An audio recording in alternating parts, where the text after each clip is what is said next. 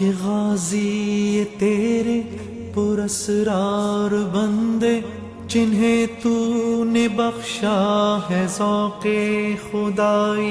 یہ بسم اللہ الرحمن الرحیم نحمدہ و نصلی علی رسولہ الکریم. آج ہم حضرت علامہ اقبال رحمۃ اللہ علیہ اور جہاد یا یوم دفاع کے سلسلے میں آج ہم گفتگو کریں گے. پاکستان بننے کے بعد ہمیں بے شمار مشکلات کا سامنا کرنا پڑا.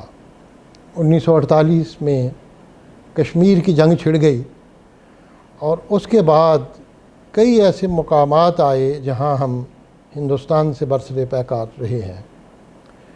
حضرت اقبال کا تعلق کشمیر سے تھا اور وہ کشمیری مسلمانوں کی غلامی پہ کڑتے بھی تھے اور انہیں یقین تھا کہ ایک وقت آئے گا جب کشمیر کے لوگ جو ہیں وہ اپنی جدوجہد کا آغاز کریں گے. اور ایک ان کا بہت خوبصورت شعر ہے فارسی میں جو انہوں نے کہا کہ باش تابینی کہ بھی آواز سور ملتی برخی زد از خاک قبور. ٹھہرو اور دیکھو کہ جلد ہی ایک قوم اپنی قبروں سے اپنے کفن جھاڑ کے اٹھ کھڑی ہوگی. اور یہ انہوں نے اہل کشمیر کے بارے میں کہا تھا. 1965 میں معروضی حالات اس طرح کے تھے کہ کشمیر میں کشیدگی کا عالم تھا. حضرت بال کی درگاہ سے رسول اللہ صلی اللہ علیہ وسلم سے منسوب جو موے مبارک تھا، بال آپ کی ریش مبارک کا، اس کے چوری ہونے کی خبر ملی تھی اور اس کے علاوہ باقی علاقوں میں ایک خاص بے چینی کا عالم تھا.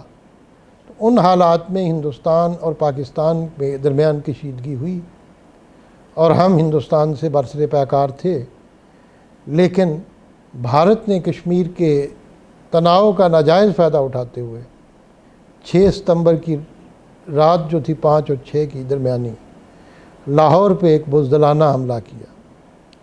اور جو ہی یہ حملہ ہوا مجھے بڑا اچھی طرح یاد ہے، بچپن کا زمانہ تھا، تو ہر طرف سے علامہ کے یہ اشعار، یہ غازی یہ تیرے پراسرار بندے جنہیں تو نے بخشا ہے ذوق خدائی.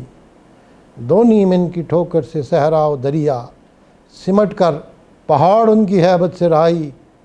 دو عالم سے کرتی ہے بیگانہ دل کو عجب چیز ہے لذت آشنائی. یہ اشعار ان کی باز گشت ریڈیو پہ اور اس وقت کا جو ٹیلی ویژن تھا اس پہ سنائی دیتی تھی اور قوم کی یہ آواز یہ بن چکی تھی.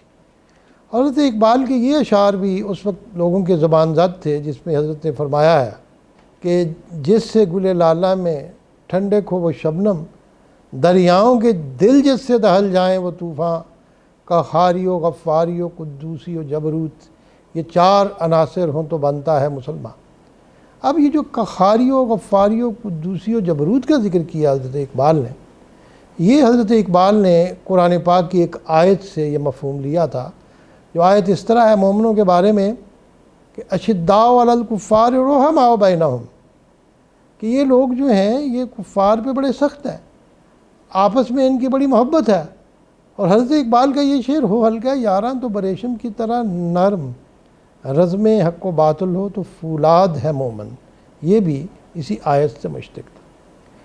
اب یہ قوم سیسا پلائی ہوئی دیوار کی طرح کھڑی تھی، پوری قوت ایمانی کے ساتھ ٹکرا رہی تھی بھارت کی افواج سے، اور ان کے لبوں پہ حضرت اقبال کے اشعار تھے. اور ابھی ایسے بزرگ زندہ تھے بہت بڑی تعداد میں جنہیں حضرت اقبال کی زیارت نصیب ہوئی تھی.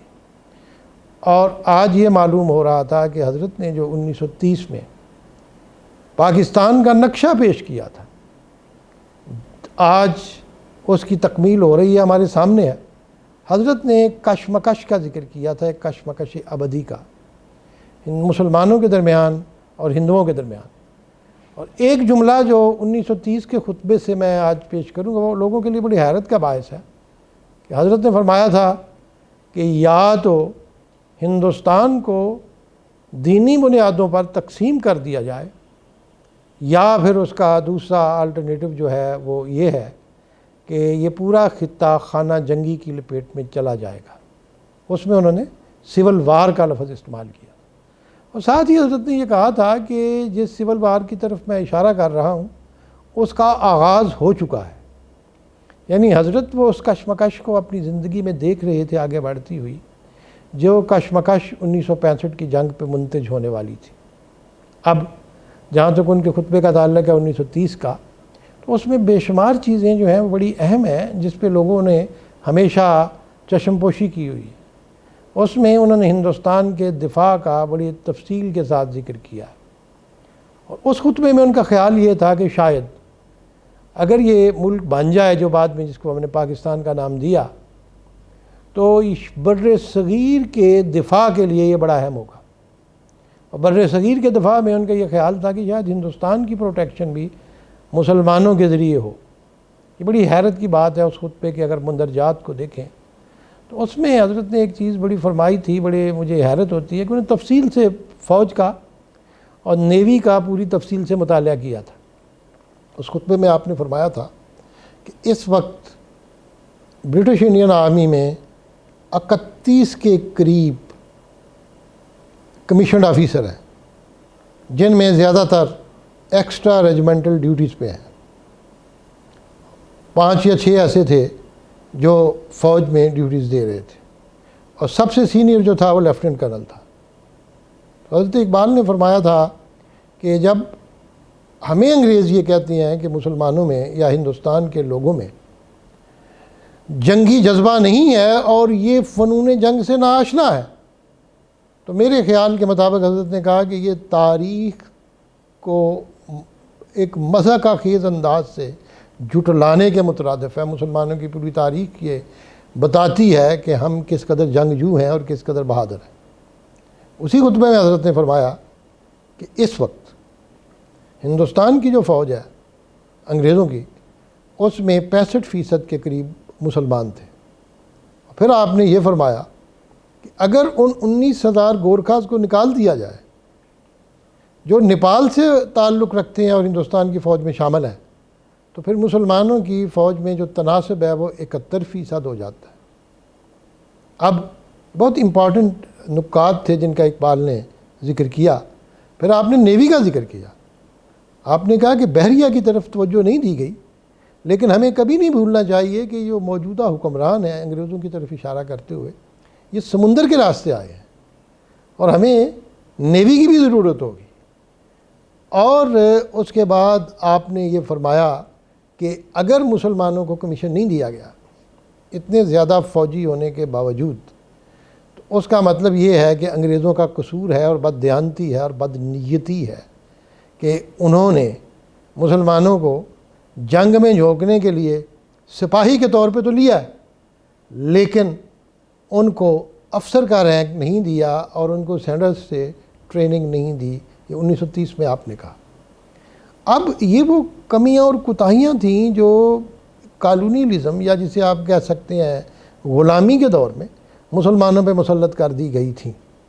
حضرت کے خطبات کے بعد ہوا یہ کہ مسلمانوں پہ کمیشن دینے کا سلسلہ شروع ہوا، اور جب پاکستان بنا تب بھی ہمارے پاس جو فوجی تھے وہ اتنے سینئر نہیں تھے۔ جناب اکبر خان شاید لیفٹیننٹ کرنل تھے، ایئر مارشل اصغر خان جو تھے وہ اس وقت اسکواڈرن لیڈر تھے، یہ ہمارے سینئر موسٹ آفیسرز تھے، اور ہم مجبور تھے کہ 1958 تک ہمیں برٹش آرمی کے آفیسرز کو یہاں رکھنا پڑا، اور اس کا نتیجہ یہ نکلا کہ جنرل گریسی کو ہم نے چیف آف آرمی اسٹاف بنایا ہم نے پاکستان بننے کے بعد، اور جب قائد اعظم رحمۃ اللہ علیہ نے جنرل گریسی کو حکم دیا کہ کشمیر میں فوج کو داخل کرے، اس نے واضح طور پہ انکار کر دیا۔ مطلب یہ تھا کہ ہمیں ڈپینڈنٹ بنایا جا رہا تھا انگریزوں کے اوپر کہ ہم لوگ سر نہ اٹھا سکیں اور آزادی کے ساتھ اپنے فیصلے نہ کر سکیں، اور یہ وہ وجہ تھی کہ کشمیر کی آزادی کی جو پہلی جنگ تھی 1948 کی، وہ ایک کنفیوژن میں، ایک حیرت میں اور ایک پریشانی کے عالم میں ختم ہو گئی۔ 1958 تک ہمارے پاس آفیسرز اپنے آنا شروع ہو گئے، اور 1965 میں پاکستان کے افواج کے جو سینئر آفیسرز تھے وہ قریباً تمام کے تمام پاکستانی تھے۔ اب اگر اس ساری چیز کو اس تناظر میں دیکھا جائے 1930 کے، اور پھر 1947 پہ آ جائے، 1965 پہ آ جائے، تو آپ کو خود معلوم ہوگا کہ کتنے وہ صاحب بصیرت و ویژنری انسان تھے حضرت اقبال، جو اس سارے آنے والے حالات کی طرف ان کی نگاہ تھی۔ اور ان کے خطبات سے یہ معلوم ہوتا ہے کہ شروع کی جو دشواریاں ہمیں کشمیر میں آئی ہیں، کشمیر کے اندر جسے اقبال نے کہا تھا کہ سینہ افلاک سے اٹھتی ہے آہ دردناک، مرد حق ہوتا ہے جب محکوم سلطان و امیر، اور پھر انہوں نے ایک کشمیریوں کی جو دردناک داستان تھی اس کا جو ذکر کیا اپنے اشعار میں، وہ تو اپنی جگہ ہے، لیکن بہت کم لوگوں کو یہ معلوم ہوگا کہ 1932 میں جب مقبوضہ کشمیر کے حالات، بلکہ پوری ریاست کشمیر کے، ایک خطرناک صورت اختیار کر گئے اور مہاراجہ کی ڈوگرا افواج نے مسلمانوں کو گولیوں سے بھوننا شروع کر دیا، تو ایک کمیٹی بنی تھی جس کو کشمیر کمیٹی کہا گیا تھا۔ حضرت علامہ اقبال اس کشمیر کمیٹی کے چیئرمین بھی تھے۔ حضرت پہ کشمیر میں جانے پہ پابندی بھی لگائی گئی تھی ایک موقع پہ، اور پھر آپ کشمیر کمیٹی کے چیئرمین کے طور پہ کشمیر میں گئے، آپ لوگوں سے ملے اور کشمیر کے حالات سے آپ نے آگاہی حاصل کی، اور پھر ان کا یہ شعر کشمیر کے بارے میں کہ ای باد صبا گرب جنیوا گزر کنی، حالی ذماء بے مجل سے اقوام بازگو، اے باد صبا اگر تیرا کبھی جنیوا سے گزر ہو تو ہمارا دردناک حال جو ہے وہ مجل سے اقوام میں جا کے بیان کرنا، جسے آج یو این ہے جس طریقے سے، اسی طریقے سے لیگ آف نیشن تھی اور اس کا صدر مقام جنیوا میں تھا۔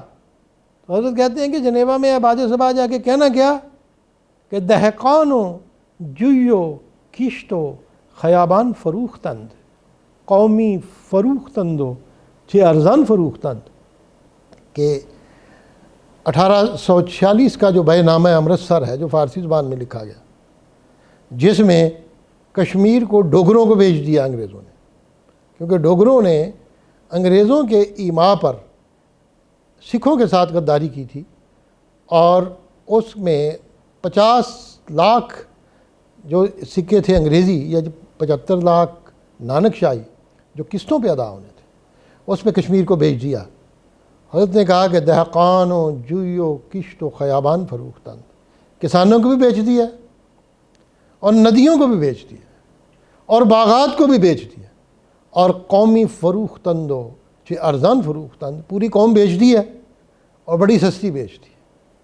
اور پھر اسی مجل سے اقوام کے بارے میں حضرت کا یہ شعر تھا جس میں انہوں نے فرمایا تھا کہ در فتد در جہان، اس دنیا سے یہ جنگ کے خطرات جو ہیں وہ ختم ہو جائیں، اور در فتد رزم کار رزم از جہان، اور اس کے بارے میں آگے مصرے میں انہوں نے فرمایا ہے کہ درد مندان جہان انجمنی ساختان، اس جہان کے جو درد مند ہیں انہوں نے ایک انجمن بنائی ہوئی ہے۔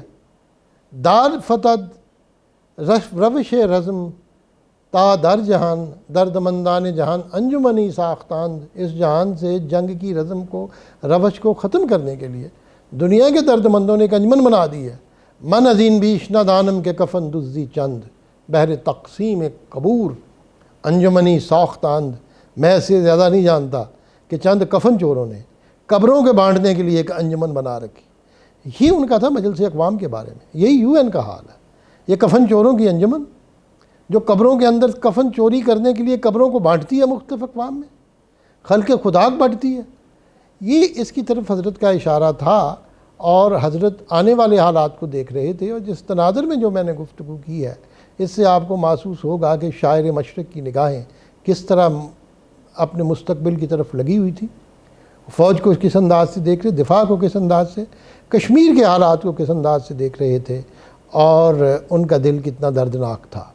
جب ان کی وفات ہوئی 1938 میں، تو حیرت کی بات یہ ہے کہ وفات سے 2-4 دن پہلے تک وہ مختلف لوگوں سے پوچھتے رہے کہ کیا جنگ شروع ہو گئی ہے؟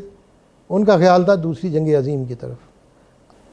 سب سے ایک اہم بات یہ ہے کہ دوسری جنگ عظیم میں انگریزوں کی جو فوج تھی وہ تقریباً 20 لاکھ تھی، 2 ملین، جس میں قریباً 80-90% لوگ بر صغیر سے تعلق رکھتے تھے، اس میں اکثریت مسلمانوں کی تھی۔ یہ بڑی عجیب بات ہے، یعنی انگریزوں کی اگر اس فوج کا مطالعہ کیا جائے، اس کو اینالائز کیا جائے، تو پتہ یہ چلتا ہے کہ تقریباً 60 سے 70% لوگ مسلمان تھے بر صغیر کے، جو انگریز کے لیے جاپان میں لڑ رہے تھے، سنگاپور میں لڑ رہے تھے، جرمنی کے خلاف لڑ رہے تھے، اور پوری دنیا میں وہ پھیلے ہوئے تھے، آگ کے گولوں میں وہ اپنی جان دے رہے تھے۔ اب اس کا مطلب یہ قطعاً نہیں ہے کہ مسلمانوں نے کوئی غداری کی۔ مسلمان اس وقت ان کو یہ یقین دلا دیا گیا جنگ عظیم سے پہلے کہ اگر انگریزوں نے جنگ جیت لی تو وہ ہندوستان کو آزاد کر دیں گے۔ دوسرا فائدہ اس کا یہ ہوا کہ مسلمانوں کو جب وکٹوریہ کراس ملے، بڑے بڑے اعزازات ملے جنگ کے، اور بڑی بہادری کے جوہر دکھائے، تو قدرتی طور پہ کچھ عرصہ کے لیے انگریزوں کے دل میں مسلمانوں کے لیے نرم گوشہ پیدا ہو گیا۔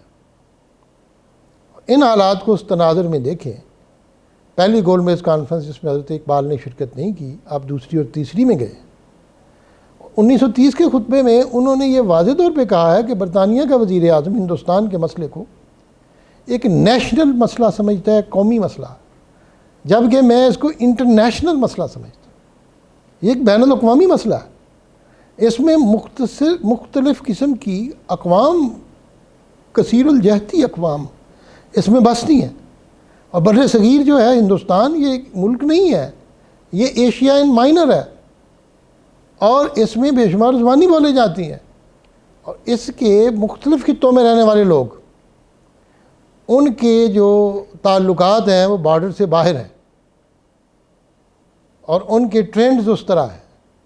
اس میں اگر آپ دیکھیں، آپ صوبہ سرحد کو دیکھیں، جو اس وقت صوبہ سرحد تھا، خیبر پختونخوا کہتے ہیں، وہاں اگر پشتو بولی جاتی ہے، پشتون قبائل ہیں، تو افغانستان میں بھی پشتون قبائل ہیں، بلوچستان میں، پاکستان کا بلوچستان بھی، اور ہندوستان، اور اگر ایران میں دیکھیں وہاں بھی بلوچ ٹرائبز ہیں۔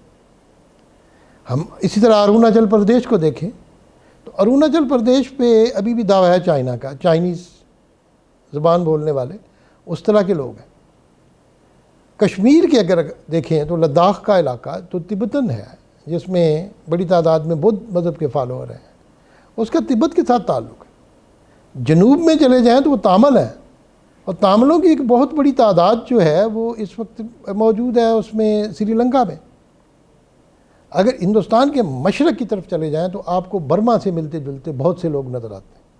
مجھے اچھی طرح یاد ہے کہ مشرقی پاکستان میں جب بنگلہ دیش نہیں بنا تھا تو مشرقی پاکستان تھا، تو چٹاگانگ کا جو پہاڑی علاقہ تھا اس میں 31% آبادی کا تعلق بدھ مذہب سے تھا۔ تو حضرت نے کہا کہ ان لوگوں کا تعلق ہندوستان کے اندر بھی ہے اور ہندوستان کے باہر بھی ہے۔ اب ایک اور بات انہوں نے فرمائی تھی کہ ہندو جو ہے وہ ذات پات، رنگ، طبقات، در طبقات میں تقسیم ہو کے وہ اس قدر منتشر ہیں کہ وہ ایک قوم نہیں ہے۔ ان کے اندر ایک خواہش پیدا ہوئی ہے ایک قوم بننے کی، اور وہ بھی اس لیے کہ وہ اپنی عددی برتری کے ذریعے دوسری اقوام کو اپنے زیر نگین کرنا چاہتے ہیں۔ انہوں نے یہ فرمایا حضرت نے کہ اگر ہندوستان کے اندر کوئی قوم نظر آتی ہے جس میں بہت سی اقدار مشترک ہیں تو وہ مسلمان ہیں۔ انہوں نے بڑے زور دے کے کہا کہ ہندوستان میں ایک ہی قوم واضح طور پہ نظر آتی ہے اور وہ مسلمان ہے۔ اب مسئلہ یہ تھا کہ مسلمان فوج میں بھی تھے، مسلمان پولیس میں بھی تھے، اور مسلمان جو تھے وہ انگریزوں کی جنگ جب لڑ رہے تھے بڑے پیمانے پر، اب حالات تھوڑے سے ہمارے حق میں تھے، کم از کم ہماری بات سننے کی گنجائش پیدا ہو گئی تھی، جو اس سے پہلے انگریز ہماری بات نہیں سن رہا تھا۔ اور یہی وہ وجہ تھی کہ آہستہ آہستہ جو پاکستان کی موومنٹ تھی وہ زور پکڑ رہی تھی۔ گاندھی نے اور نہرو نے جنگ عظیم کے آغاز میں انگریزوں سے لا تعلقی کا دعویٰ کیا، کیونکہ فوج میں ہندوؤں کی تعداد بہت کم تھی اور وہ کر سکتے تھے۔ اب جب انہوں نے لا تعلقی کا دعویٰ کیا، ان کو جیل میں بھیج دیا گیا، اور اس وقت ہندوؤں کی قیادت کا بہت بڑا حصہ جیل میں تھا۔ حضرت قائد اعظم رحمۃ اللہ علیہ اس وقت آزاد تھے۔ اب یہاں ایک موقع پہ میں ضرور کہنا چاہوں گا کہ علامہ اقبال کے اس قوم کے دو بڑے احسانات ہیں۔ ایک تو انہوں نے اس قوم کی آزادی کا تخیل پیش کیا، اور دوسرا اس قوم کو اس کے لیے مناسب ترین رہنما فراہم کیا۔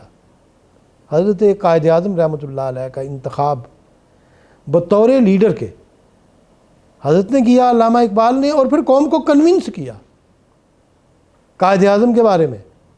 اور قائد اعظم کے بارے میں شاید ان کا یہ شعر ہے، نگاہ بلند سخن دل نواز جان پرسوز، یہی ہے رخت سفر میرے کارواں کے لیے، کیونکہ ان میں یہ ساری خوبیاں موجود تھیں قائد اعظم میں۔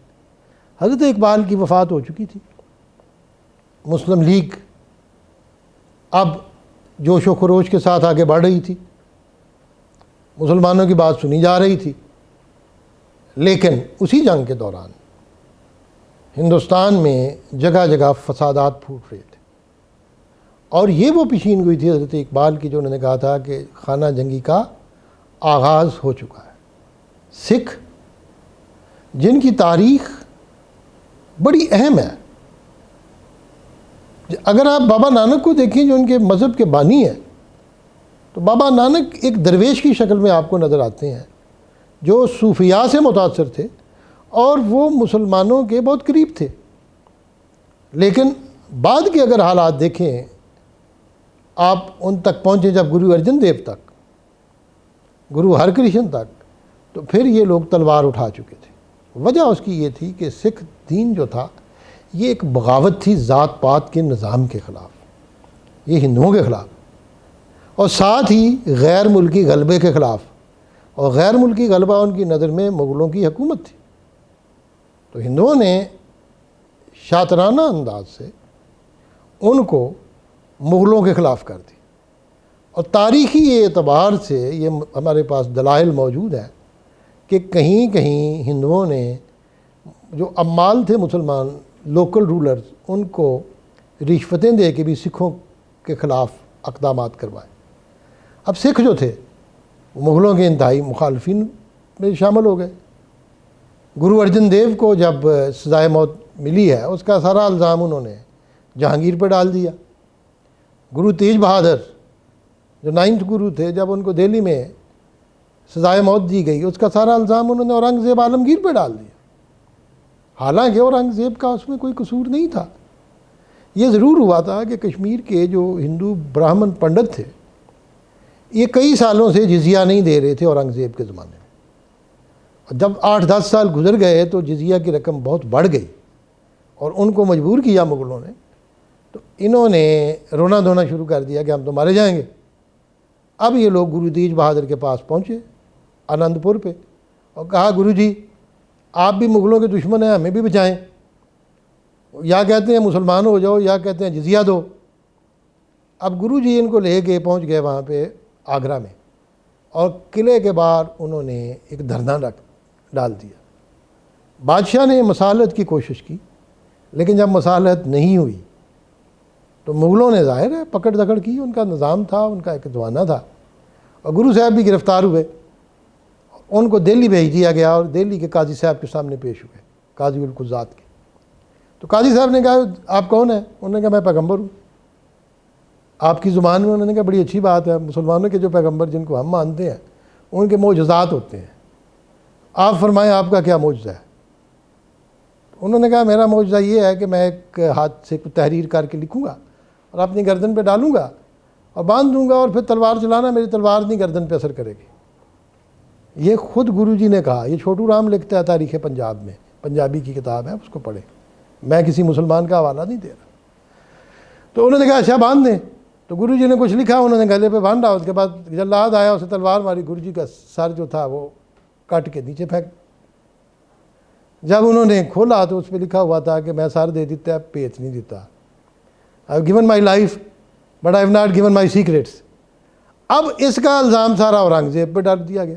حالانکہ وہ معجزہ دکھا رہے تھے اس وقت اپنا، جو بھی کرامت جس میں وہ دکھا نہیں سکے، لیکن اورنگزیب کے خلاف یہ لوگ اٹھ کھڑے ہوئے۔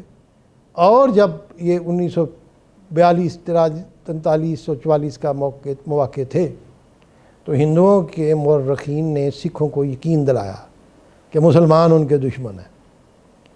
اور پھر آپ سکھوں کی سائیکی کا اندازہ یہ کریں کہ 1849 میں ان سے انگریزوں نے حکومت چھینی تھی لاہور میں، اور 1857 کی جنگ آزادی جب ہوئی 8 برس بعد، اس میں مسلمانوں نے قربانیاں دیں جنگ آزادی میں، ان کے ساتھ ہندو بھی شامل تھے۔ یہ میں نہیں کہتا کہ ہندو نہیں تھے، لکشمی بائی جو تھی وہ وہاں کی یہ رانی جھانسی، اور پھر نانا جی مرہٹ، یہ سب لوگ یہ جنگ آزادی لڑ رہے تھے۔ سکھوں نے انگریزوں کا ساتھ دیا 8 سال کے بعد، انہوں نے کہا کہ اگر ہم جنگ آزادی میں حصہ لیں گے تو مسلمانوں کی سلطنت پھر بحال ہو جائے گی۔ اب یہ ساری نفرت کا فائدہ انہوں نے اٹھایا اور ان کو تیار کیا کہ مسلمانوں کو آپ نے کیسے مارنا ہے۔ اور بدقسمتی سے جب پاکستان کی تاریخ آگے کی طرف ہم بڑھتے ہیں، اس کی آزادی کی تاریخ کو، تو ہمیں نظر آتا ہے کہ سکھ مسلمان تصادم اس وقت امییننٹ ہو گیا تھا۔ ماسٹر تارا سنگھ جو ان کے لیڈر تھے اکالی دل کے، ان کا تعلق راولپنڈی کے گاؤں سے تھا، اور وہ پنجاب اسمبلی میں آئے ہوئے تھے اجلاس میں شرکت کرنے۔ پیچھے سے ان کے گھر میں ان کی فیملی کو بے دردی کے ساتھ قتل کر دیا گیا، اور کسی کو نہیں پتا کہ قاتل کون تھے۔ باہر سے لوگ آئے تھے بسوں میں بیٹھ کے، انہوں نے سکھوں کو جو تھا وہ مارنا شروع کر دیا، اور ماسٹر تارا سنگھ جو تھے ان کی ماں کو بھی مار دیا، ان کی بیوی کو، بچوں کو، سب کو ختم کر دیا۔ اس نے یہاں پنجاب اسمبلی کے باہر قربان نکال کے نعرہ لگایا تھا پاکستان مرد آباد، اور یہ ایک ٹرننگ پوائنٹ تھا۔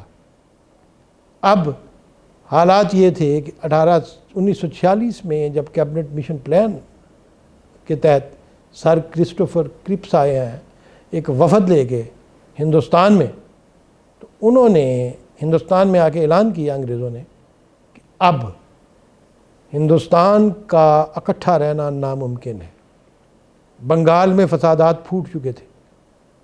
کلکتہ میں جس دن قائد اعظم نے راست اقدام ڈائریکٹ ایکشن کیا ہے، سڑکوں پہ ہزاروں لوگ مارے گئے، اور پتہ نہیں کون مارنے والے، مسلمان بھی مارے گئے، ہندو بھی مارے گئے۔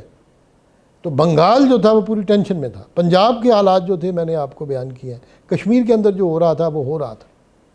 انگریزوں نے کہا کہ اب ان کو ایسے اکٹھا کر رکھنا ہے جیسے پنجرے کے اندر آپ ایک طوطا رکھ دیں، ایک کوا رکھ دیں، ایک بگلا رکھ دیں، اور پنجرے کے اندر تو رہ جائیں گے لیکن باہر نکالیں گے تو اڑ جائیں گے۔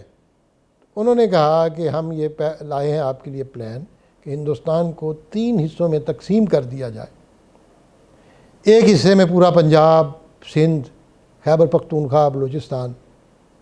دوسرا حصہ جو ہے یہ زون A کہلائے گا۔ زون B میں انڈیا کے جو علاقے ہیں بیشتر وہ ہوں گے، اور زون C جو ہے اس میں پورا بنگال اور مشرقی صوبے ہوں گے۔ اب مسلمانوں کی زون A اور C میں اکثریت تھی،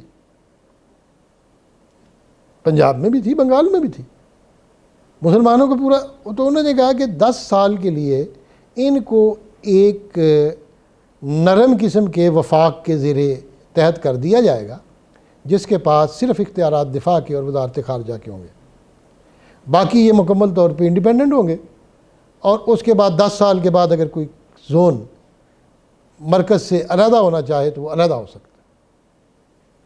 یہ منصوبہ اگر آپ دیکھیں تو اس کا جو ریشمی رومال کا واقعہ ہے جس میں مولانا عبید اللہ سندھی نے کابل میں لکھا تھا، یہ ساری چیزیں اس میں آپ کو مندرجات ملیں گے۔ انہوں نے بھی ہندوستان کو 3 زون میں تقسیم کرنے کی بات کی تھی، اور مولانا عبید اللہ سندھی جو تھے وہ کانگریس کے خلاف تھے، یہ میں بالکل آپ کو بتاتا ہوں۔ اور مولانا عبید اللہ سندھی کا تعلق سیالکوٹ سے تھا، اور انہوں نے غلام رسول مہر کو لکھا تھا کہ اقبال کے حق سیالکوٹ کے ایک سکھ کا ہے، وہ سکھوں کی اولاد تھے، اور جب ان کو پیام مشرق ملی تھی تحفۃً، غلام رسول مہر نے تو خط میں اس کا شکریہ ادا کیا تھا۔ علامہ اقبال کے وہ بڑے قریب تھے، ان کا کانگریسی علماء کے ساتھ کوئی تعلق نہیں تھا۔ اور انہوں نے جب واپس آئے ہیں جلاوطنی کی زندگی گزارنے کے بعد 1943 میں، تو میں وہ گالیاں نہیں دہرانا چاہتا جو انہوں نے کانگریسی علماء کو دی تھی. اور اپنے داماد مولانا احمد علی لاہوری رحمۃ اللہ علیہ کو جب ان کے پاس کانگریس کے لوگ آئے تھے کہ کانگریسی علماء نے کانفرنس کرنی ہے لاہور میں، بہت بڑا جلسہ عام ابوالکلام آزاد کے، اور صدارت عبید اللہ سندھی کے داماد اور جن کو بیٹا بنایا ہوا تھا ان کو کہا، تو مولانا سندھی نے انکار کر دیا تھا. یہ نقوش عظمت رفتہ جو ہے اسحاق بٹی کے، اس میں سارے واقعات، اسحاق بٹی خود تھا اس وفد میں جس وفد میں یہ بات ہوئی. تو میرا کہنے کا مطلب یہ ہے کہ مولانا عبید اللہ سندھی کو آپ ان علماء میں نہ گنیں، تو انہوں نے یہ نقشہ دیا ہوا تھا. اب مسلمانوں نے اس تجویز کے اتفاق کر لیا، قائد اعظم نے کہا ٹھیک ہے، اگر آپ وفاق چاہتے ہیں بڑا لوز سا اور 3 زون میں تقسیم کرنا چاہتے ہیں، لیکن کانگریس نے اس کو ماننے سے انکار کر دیا. اب یہ زون وہی تھے جن کا ذکر 1930 میں حضرت اقبال نے اپنے خطبے میں کیا تھا، اور بعد میں بنگال کو بھی انہوں نے قائد اعظم کے نام خطوط میں شامل کیا تھا. خطبے میں اگرچہ بنگال کا ذکر نہیں تھا. تو اب یہ جیسے میں کہہ رہا ہوں کہ حضرت اقبال کے مطابق تو مسلمانوں نے مان لیا. جب ہندوؤں نے انکار کر دیا تو سر کرسٹوفر کرپس نے یہ کہا تھا پٹیل کو، نہرو، اگر اس کو نہ مانا گیا کیبنٹ مشن پلان جو ہم آپ کو دے رہے ہیں، اس کے بعد انگریزوں کے پاس کوئی اور چارہ کار نہیں رہ جائے گا ماسوائے اس کے کہ ہندوستان کو دینی بنیادوں پہ اور ایتھنک بنیادوں پہ تقسیم کر دیا جائے. اور اب کانگریس نے اس پہ اتفاق کیا تھا. یہ بڑی اہم بات ہے کہ جو آخری موقع تھا ہندوستان کو بچانے کا کسی انداز سے، جس میں مسلمانوں کو حقوق مل رہے تھے، اس کو ویٹو کرنے والے یہ ہندو زعماء تھے. اور جب پٹیل سے یہ کہا گیا کہ کسی طریقے سے ہندوستان کی وحدت کو بچائیں، تو پٹیل نے یہ کہا تھا کہ مسلمانوں کی مثال اس ناسور کی ہے، اس کینسر کی ہے جو ہمارے پیٹ میں درد کرتے رہیں گے، اور اب یہ ہمارے لیے ایک اہم موقع ہے، ہم ان کو کاٹ کے ہمیشہ ہمیشہ کے لیے پھینک دیں تاکہ یہ ختم ہو جائے. یہ تھی ان کی سوچ. اور جب پٹیل نے اور نہرو نے اتفاق کیا تھا اس پہ کہ ہندوستان کو بٹوارا کر دیا جائے، تو گاندھی جب انٹر ہوا تھا تو اس نے ایک ہی بات کی تھی کہ now I am the captain of drowning ship, whatever آپ اس کے بارے میں کہہ دیں. اس نے کہا اب جہاز ڈوب رہا ہے اور میں اس کا کپتان ہوں جس کے ساتھ میں نے ڈوبنا. اور گاندھی جس کے بارے میں حضرت اقبال نے ایک بڑی خوبصورت بات کی تھی، انہوں نے فرمایا تھا رشی کے فاقوں سے نہ ٹوٹا ہے برہمن کا طلسم، جو عصا نہ ہو تو کلیمی ہے کار بے بنیاد، رشی کے فاقوں سے نہ ٹوٹا ہے برہمن کا طلسم. اور گاندھی کے بارے میں کہا کہ یہ جو کر رہا ہے یہ اس کا کوئی فائدہ نہیں ہے. اور اس سے حیرت کی بات یہ ہے کہ حضرت اقبال کو ایک دفعہ مجبور کیا محترمہ سروجنی نائیڈو نے، میں ان کا ذکر تفصیل سے نہیں کرنا چاہتا آج، جو کانگریس کی ہیڈ تھی اور علامہ سے ان کے بڑے قریبی تعلقات تھے، قائد اعظم سے بھی تھے. تو انہوں نے حضرت علامہ اقبال کی ملاقات کروائی تھی سری نگر، اس میں امرتسر میں گاندھی کے ساتھ، اور سارے کچھ 3-4 گھنٹے بیٹھے رہے ہیں. کسی کو نہیں پتا اس ملاقات میں کیا ہوا ہے. جب واپس آئے ہیں تو سروجنی نائیڈو نے علامہ اقبال کو پوچھا کہ باپو کے ساتھ کیسی ملاقات رہی، باپو کیسے ہیں؟ تو حضرت اقبال نے کہا تھا کہ کھاتے کم ہیں، ایکسرسائز کرتے ہیں اور صحت کا خیال رکھتے ہیں. مطلب ان کے پاس کوئی ایسا پروگرام نہیں ہے ان کے پاس جو ان کے پاس ہونا چاہیے. لیکن جب ہندوستان اور پاکستان کا بٹوارا ہو گیا اور آزادی مل گئی، اس سے اگلے برس ایک نیشنلسٹ، ایک قوم پرست ہندو نے گاندھی کو بھی قتل کر دیا. مطلب اس کا یہ تھا کہ اس ہندوستان میں اگر کوئی بندہ غیر جانبداری کی ذرا سی بھی بات کرے تو اس کی گردن کو اڑا کے رکھ دیا جائے. اور خدا کا شکر ہے کہ گاندھی کو قتل کرنے والا کوئی مسلمان نہیں تھا، ہندو تھا. اور اسی طریقے سے اندرا گاندھی کو قتل کرنے والا اس کا باڈی گارڈ سکھ تھا. آپ مسلمانوں پہ الزام لگاتے ہیں. راجیو گاندھی کو اڑانے والا بم کے ساتھ ایک تامل لیڈی تھی. یہ دہشت گردی، یہ سب کچھ جو تھا یہ سب اس سے پہلے ہو رہا تھا. یہ لوگ تیار تھے. یہ جن سنگھی پاکستان بننے کے بعد بتدریج قیادت ان لوگوں کے ہاتھوں میں چلی گئی، اور وہ لوگ جو اس وقت برسر اقتدار تھے، نہرو، اس کا ذکر میں کسی اور موقع پہ کروں گا، لیکن اللہ تعالیٰ کا شکر ہے پاکستان بن گیا۔ لیکن پاکستان جب بنا تو بدقسمتی سے پنجاب تقسیم ہو چکا تھا، بنگال تقسیم ہو چکا تھا، قتل عام ہو رہا تھا، اور بڑی تعداد میں لٹے پھٹے مہاجرین دونوں طرف ہندوستان سے ادھر آ رہے تھے، ادھر سے ہندوستان جا رہے تھے۔ اب میں اس تفصیل میں نہیں جانا چاہتا کس نے کس کو مارا کس نے نہیں مارا، یہ دنیا کی تاریخ کا خوفناک قتل عام تھا، اور یہ وہ قتل عام تھا جس کے بارے میں حضرت اقبال نے کہا تھا 1930 میں کہ خانہ جنگی کا آغاز ہو چکا ہے، اور مجھے بہت خوفناک خانہ جنگی نظر آ رہی ہے۔ تو حالات کو اس طریقے سے سنبھالا نہیں گیا جیسے حضرت اقبال کی خواہش تھی، لیکن جیسا بھی لولا لنگڑا کٹا پھٹا پاکستان تھا وہ ہمیں ملا، اور پھر ہم نے اس کی حفاظت کی۔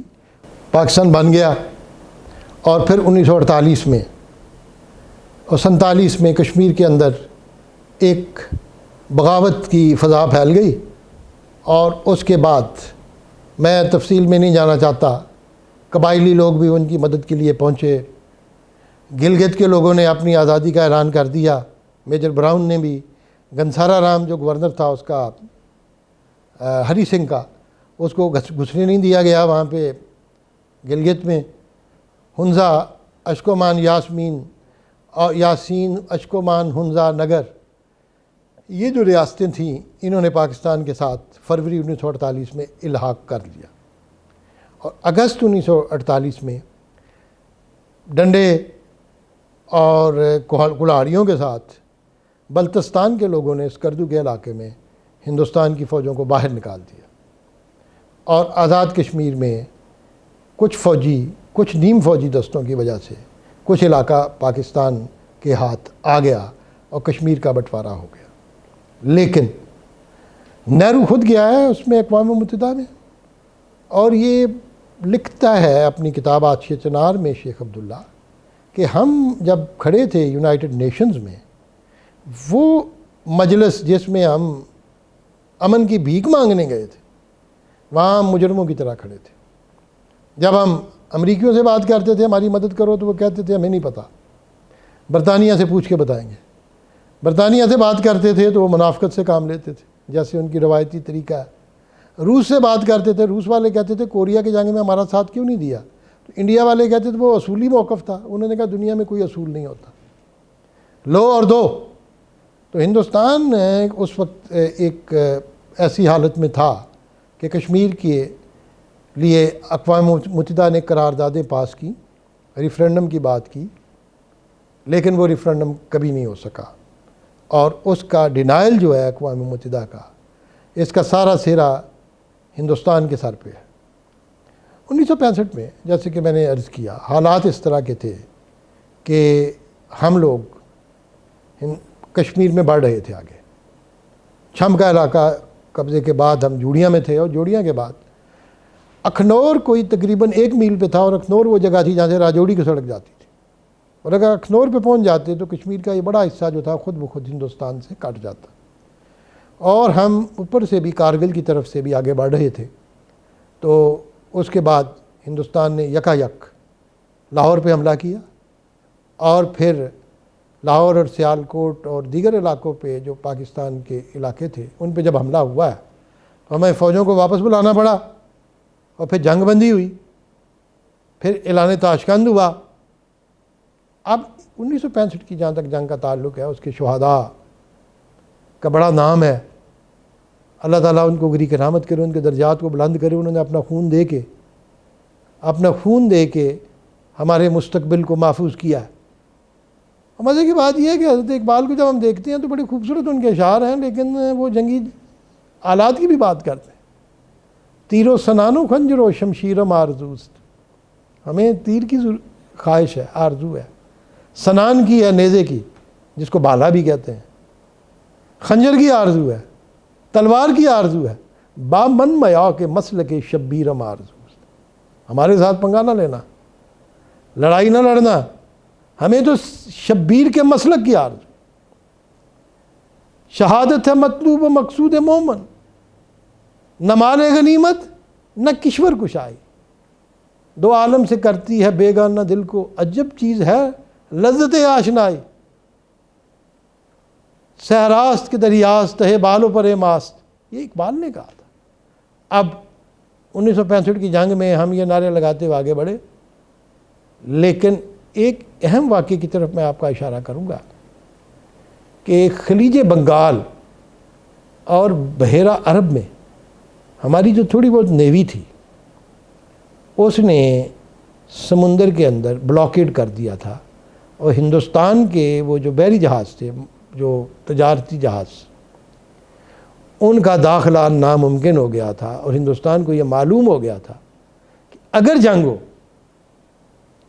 तो पाकिस्तान इस पोजीशन में है कि मशरक़ और मगरब दोनों जाइटों से हिंदुस्तान को ब्लॉकेट कर सकता है। उसके शुमाल में चीन था, चीन के साथ जो ताल्लुकात हैं मैं उसकी तफसील में नहीं जाना चाहता। हिंदुस्तान ने फ़ैसला कर लिया कि अब पाकिस्तान को, मशरक़ी और मगरबी पाकिस्तान को अलहदा करना है। अहले बंगाल से मेरा एक गिला है, हमारी गलतियां हैं, हम माजरत खाएं अगर हमसे कोई कोताही हुई है या हमसे कोई ज़्यादती हुई है, लेकिन अहले बंगाल ने उस अहद को मनसूख किया है जो उन्होंने 1947 में किया था।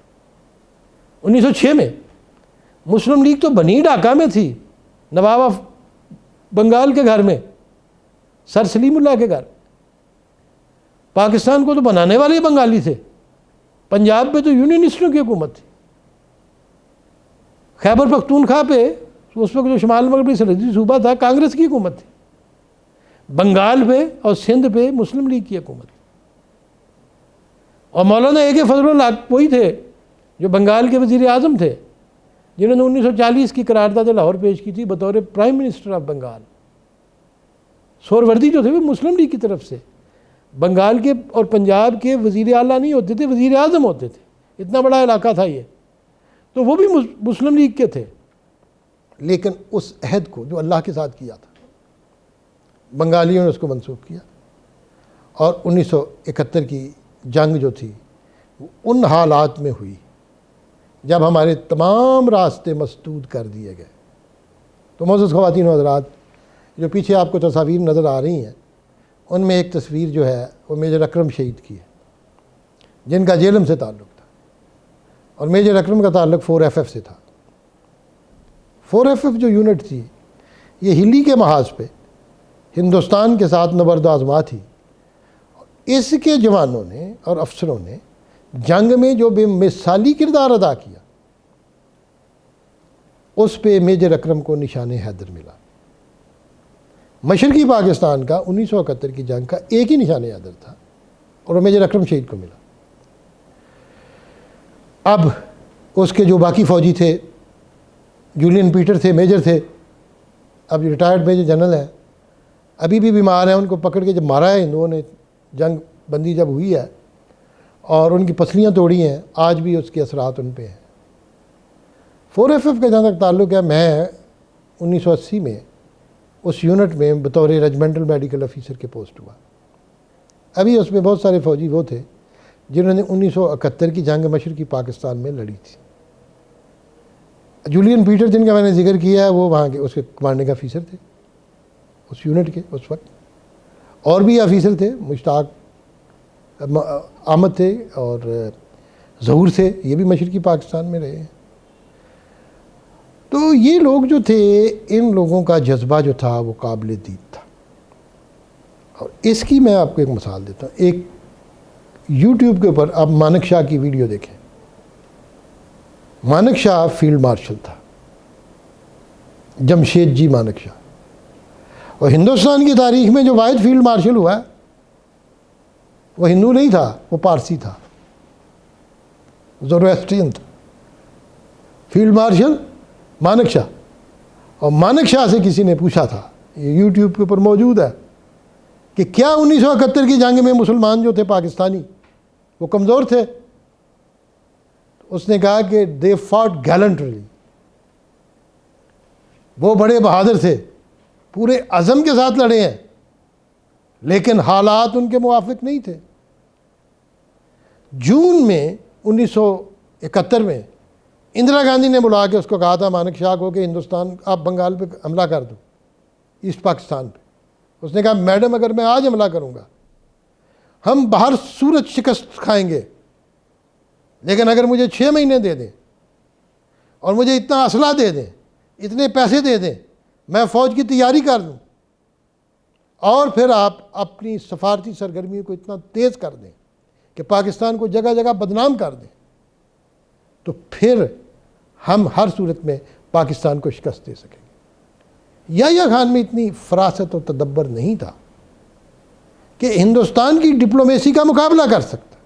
روس ہندوستان کے ساتھ کھڑا تھا، امریکہ جو پاکستان کا اس وقت تک اتحادی تھا وہ بے بس اپنے آپ کو محسوس کر رہا تھا۔ کسنجر نے کہا کہ ہماری تو انٹیلیجنس نے ہمیں اس وقت بتایا کہ ہندوستان کی فوج پاکستان کے اندر داخل ہو گئی ہے، جب وقت گزر چکا ہے ہم کچھ کر نہیں سکتے۔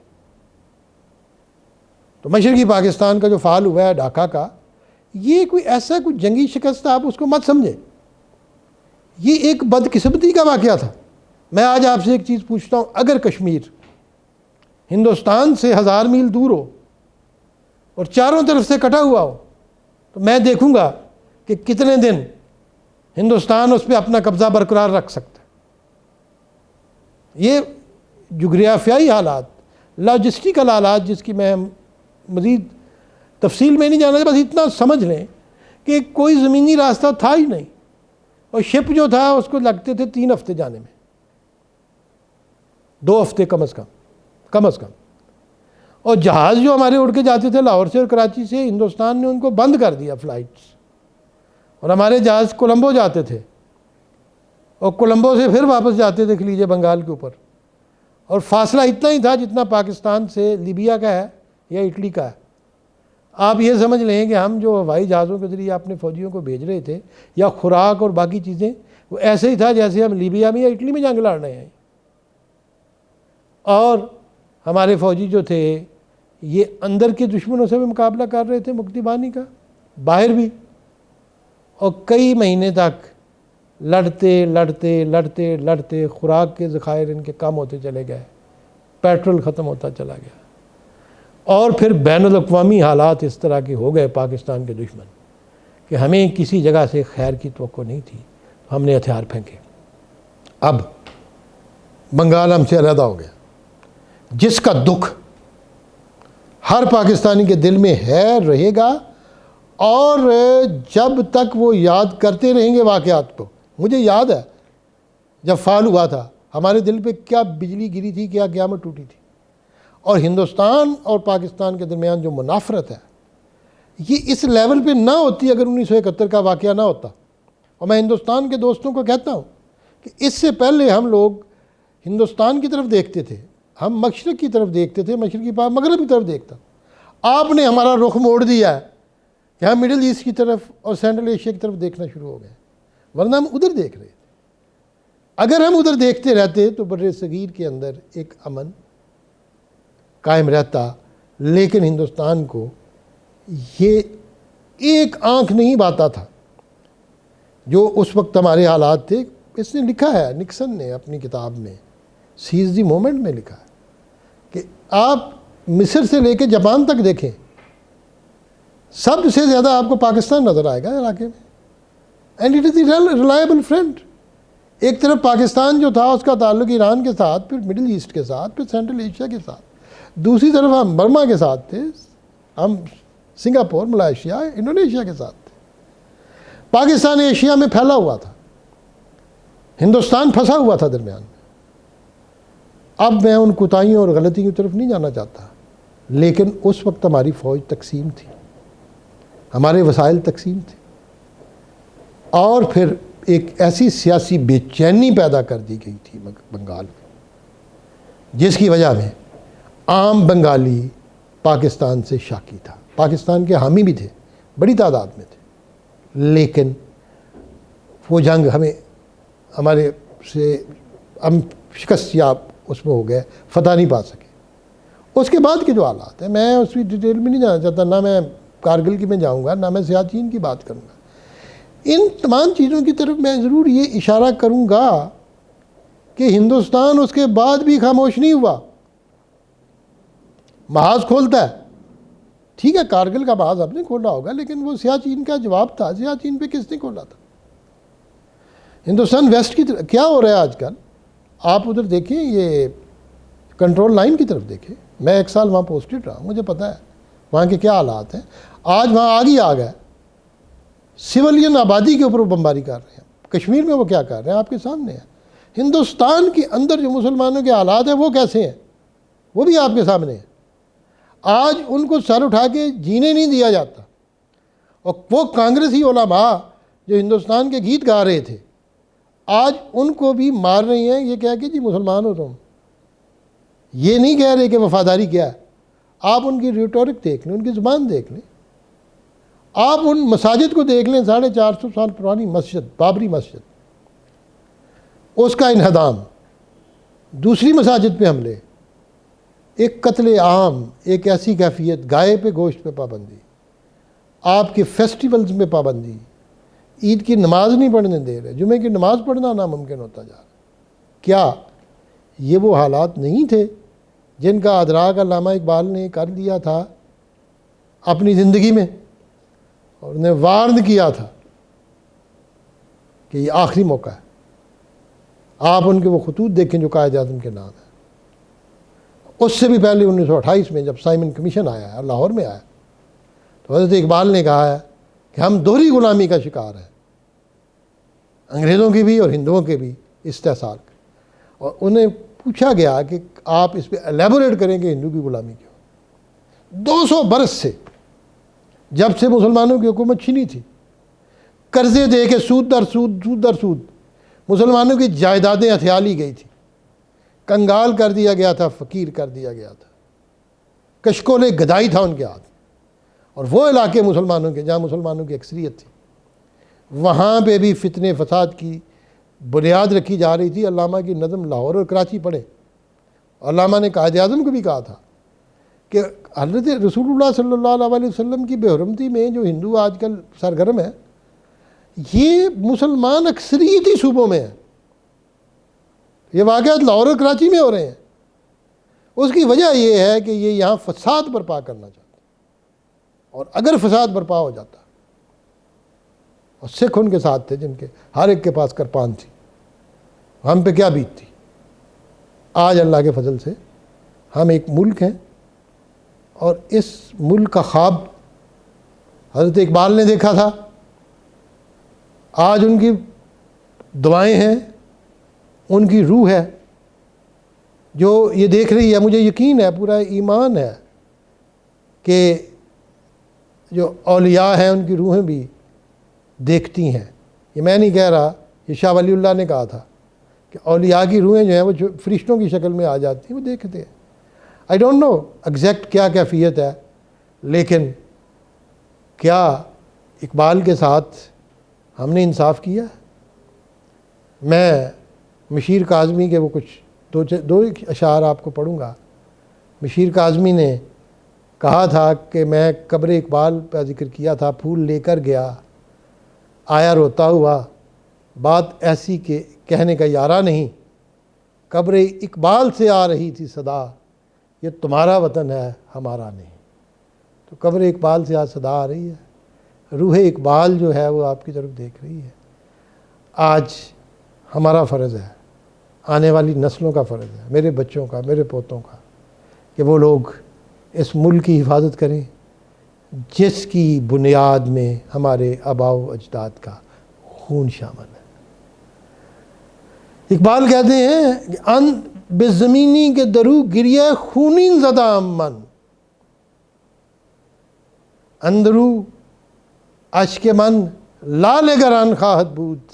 وہ زمین جس کے اندر رو رو کے میں نے اپنے خون کے آنسو شامل کیے ہیں اور میرا خون شامل ہوا ہے، اس کا، میرے آنسوؤں کا ایک ایک قطرہ قیمتی لال اور زمرد میں بدل جائے گا. ان ہیروں کی روشنی ہو کل کو فیوچر کا انہوں نے ذکر کیا ہے، اور انہوں نے کہا ہے مصرع من قطرہ خون من است. یہ میرے مصرے نہیں ہیں، یہ میرے خون کے قطرے ہیں. ان قطروں کی لاج، اس خون کی لاج، خون شہیدہ کی لاج بھی رکھیں. شہداء کو خراج عقیدت میں ان کے لیے دعا کریں، اور شہداء نے جو قربانیاں دی ہیں، ہم زندہ جو ہیں ان کی وجہ سے زندہ بچے ہوئے ہیں. آج ہمارا بھی فرض ہے کہ ہم اس کو آگے بڑھائیں اور اس ملک کو قائم دائم رکھیں، حضرت اقبال کے فلسفے پہ عمل کریں، قائد اعظم کے پیغام کو عام کریں اور اس ملک کی جو نظریاتی سرحدیں ہیں ان کا تحفظ کریں۔ وگرنہ ہماری اقبال نے کہا ہے کہ پھر اگر قوم مٹ جاتی ہے تو پھر تمہاری داستان تک بھی نہ ہوگی داستانوں میں۔ اب فکر کر لو، قیامت آنے والی ہے، مصیبت آنے والی ہے، اس قیامت سے پہلے ہم ایک عہد کر دیں اور خدا سے عہد کر لیں، اور خدا کا وعدہ جو ہے بڑا پکا ہوتا ہے اور اللہ کی رسی ٹوٹتی نہیں ہے، قرآن میں یہ کہا گیا ہے۔ اور اقبال نے 1930 کا جب خطبہ دیا تھا تو آخر میں وَاعْتَصِمُوا بِحَبْلِ اللَّهِ جَمِيعًا، یا مسلمانوں اکٹھے ہو جاؤ، اللہ کی رسی کو مضبوطی کے ساتھ پکڑ لو اور منتشر نہ ہونا۔ اور اس دور کو یاد کرو جب تم ایک ایسی کھائی کے کنارے پہ تھے، کنتم علی شفا حفرۃ من النار فانقذکم منہا، کہ اللہ نے اس سے تمہیں بچایا ہے۔ اب اللہ نے اگر بچایا ہے تو اللہ اپنی مثالیں آپ کو بیان کرتا ہے۔ آپ آج اپنی رسی کو پکڑ لیں، ولا تفرقوا، ٹکڑے ٹکڑے نہ ہو جاؤ، فرقہ واریت میں نہ پڑ جاؤ۔ ولا تفرقوا کہ میں نہیں یہ ہے کہ فرقے نہ مان جاؤ، فرقہ بندی کو چھوڑ دو، ذاتوں کو چھوڑ دو، آج متحد ہو جاؤ، اس ملک کا ساتھ دو اور اس ملک کو بچا لو۔ وما علینا الا البلاغ۔